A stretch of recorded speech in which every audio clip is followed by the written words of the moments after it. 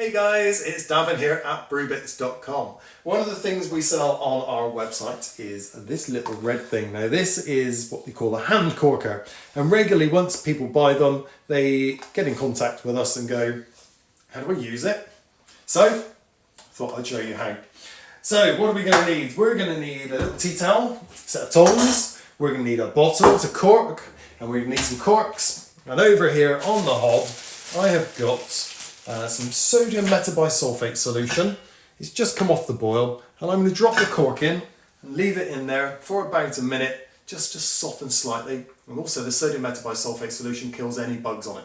Obviously if you're doing more than one bottle, you would put in the amount of corks that you're actually doing into the pan. But for now, one will be enough. My cork has had about a minute in the sodium metabisulphite, so it's softened nicely. Give it a little shake off. And into here, whoop, in it goes. Doesn't go in very far.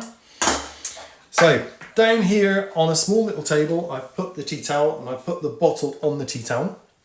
And this is so you can get a really good amount of pressure into it and you don't struggle.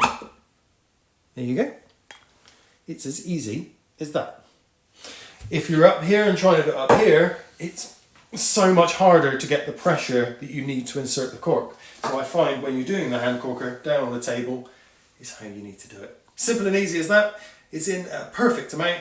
Obviously I would do it normally with wine in it, but this was just to show you. So there you go. Why don't you have a go at doing it? If you do need any help or guidance or any more information on it, then in the comments below, just ask the questions and I'll try and get back to you as quick as I can. But for now, have fun corking and happy brewing.